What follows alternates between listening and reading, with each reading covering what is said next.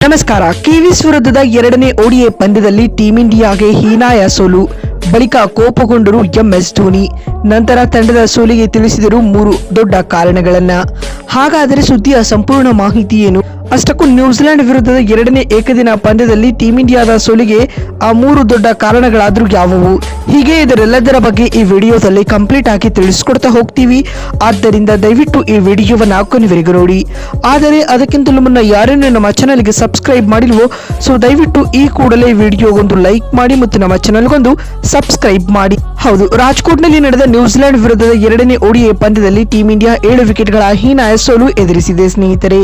ಅತ್ತ ಈ ಭರ್ಜರಿ ಗೆಲುವಿನೊಂದಿಗೆ ಬ್ಲಾಕ್ ಕ್ಯಾಪ್ಸ್ ಸರಣಿಯಲ್ಲಿ ಭರ್ಜರಿ ಕಂಬ್ಯಾಕ್ ಮಾಡಿದ್ದಲ್ಲದೆ ಈ ಹಂತದಲ್ಲಿ ಸರಣಿಯನ್ನ 1 ಮತ್ತು 1ರಿಂದ ಸಮಬಲ ಮಾಡಿಕೊಂಡಿದೆ ಸ್ನೇಹಿತರೆ. ಇದಲ್ಲದೆ ಟೀಂ ಇಂಡಿಯಾ ವಿರುದ್ಧ ತವರಿನಲ್ಲಿ ಹೈಯೆಸ್ಟ್ ರನ್ ಚೇಸ್ ಮಾಡಿದ ವಿಶ್ವ ದಾಖಲೆಯನ್ನ ನ್ಯೂಜಿಲೆಂಡ್ ಇದೀಗ ನಿರ್ಮಿಸಿದೆ.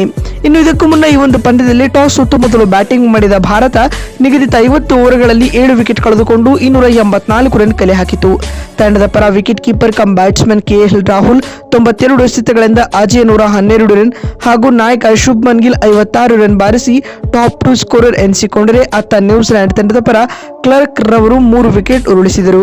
ಪಂದ್ಯ ಗೆಲ್ಲಲು 285 ರನ್ಗಳ ಗುರಿಯನ್ನು ಬೆನ್ನಟ್ಟಿದಂತ ನ್ಯೂಜಿಲೆಂಡ್ ತಂಡಕ್ಕೆ ಉತ್ತಮ ಆರಂಭದ ಹೊರತಾಗಿಯೂ ವಿಲ್ ಯಂಗ್ ಹಾಗೂ ಡ್ಯಾರೆಲ್ ಮಿಚೆಲ್ ರವರ ನಡುವೆ ಬಂದ 162 ರನ್ಗಳ ಜೊತೆ ಆಟವು ಆಧಾರ ಸ್ತಂಭವಾಗಿ ನಿಂತಿತು.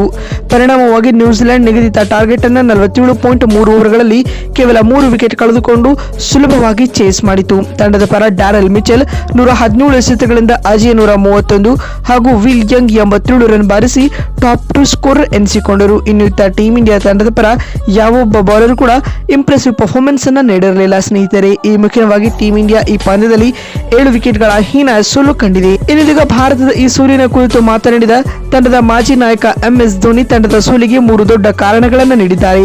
ಮೊದಲನೇ ರೀಸನ್ ನೀಡಿರುವ ಅವರು ತಂಡದ ಬೌಲಿಂಗ್ ವಿಭಾಗವನ್ನ ದೂಷಿಸಿದ್ದಾರೆ. ಹೌದು, ರಾಜ್ಕೋಟ್ನ ಈ ಫ್ಲಾಟ್ ಪಿಚ್ ಮೇಲೆ ನಮ್ಮ ಬೌಲರ್ಗಳು ಅತ್ಯಂತ ದುಬಾರಿಯಾದರು.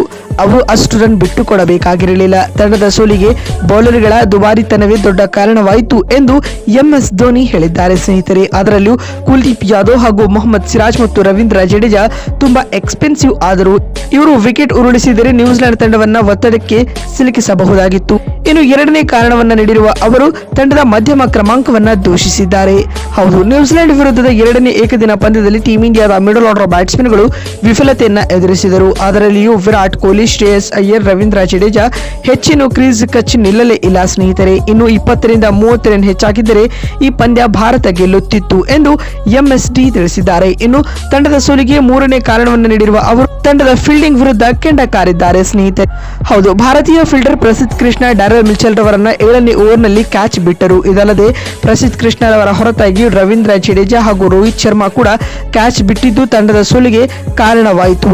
ಈ 3 ದೊಡ್ಡ ಕಾರಣಗಳು ಕಿವೀಸ್ ವಿರುದ್ಧ ಎರಡನೇ ಏಕದಿನ ಪಂದ್ಯದಲ್ಲಿನ ಭಾರತದ ಹೀನಾಯ ಸೋಲಿಗೆ ಕಾರಣವಾದವು ಎಂದು ಧೋನಿ ಹೇಳಿದ್ದಾರೆ. ಸ್ನೇಹಿತರೆ, ಈ ರೀಸನ್ಸ್ ಕುರಿತು ನಿಮಗಿರುವ ಅನಿಸಿಕೆಗಳನ್ನ ಕಾಮೆಂಟ್ ಮಾಡಿ. ನಮಸ್ಕಾರ.